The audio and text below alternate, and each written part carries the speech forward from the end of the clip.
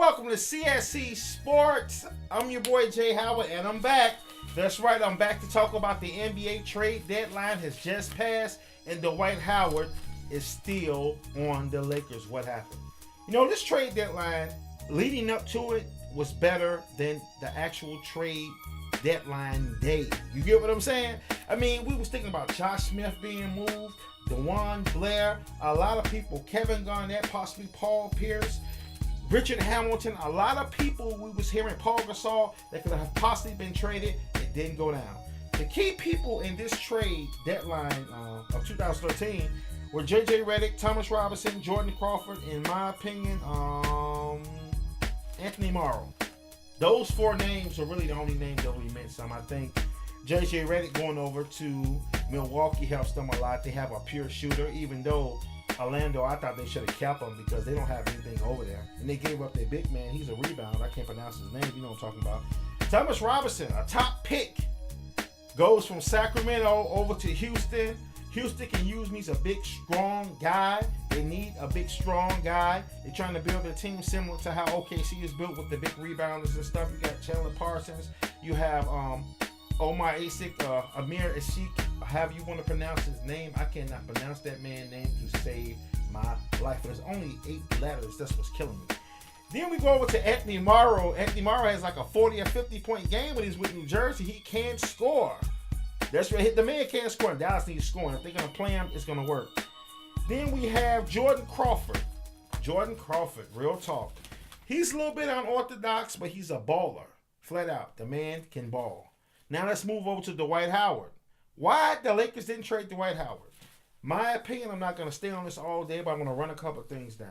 You know, on All-Star Weekend, just passed about a week or two ago, you heard about Dwight Howard mocking Kobe Bryant and all this, and they're not talking on the bench, and Greg Popovich and Kobe looking at him like he was crazy when he shot the three-pointer.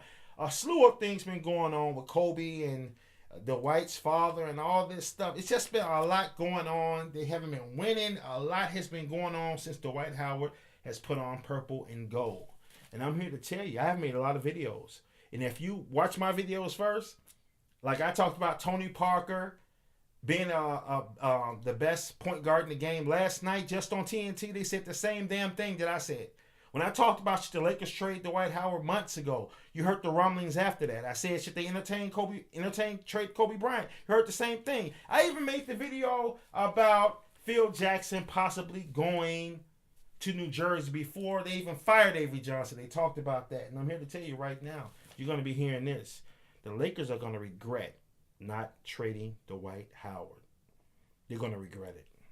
If Dwight Howard is smart, there's no way in hell he should stay in LA. I don't care about the allure of Los Angeles.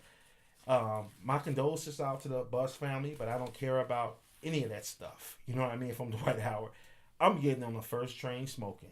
And 2 places that he better consider going to is back home in ATL or going to Houston. And if he can get into Houston, that makes more sense for him. He already have another big man with him.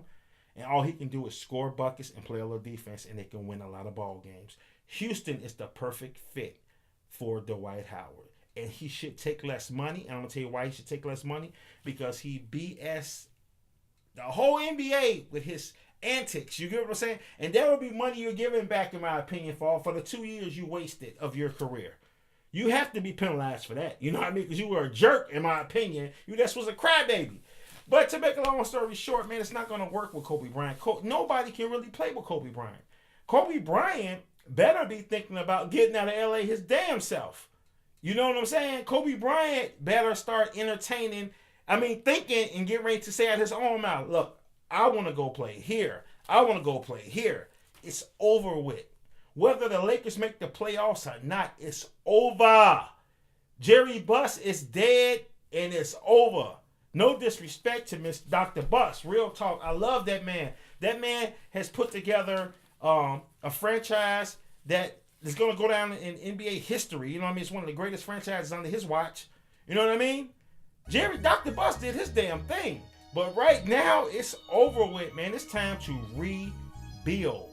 Dwight, get out of there, man. Do not stay. Kobe Bryant, if I was you, Going into next year, I will ask for a trade. Real talk. And nobody is going to want to play with you, Kobe.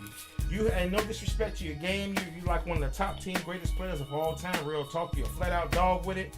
But Kobe, man, your career is going to come to an end with you being a guy scoring 25, 30 points at 40 years old and not winning.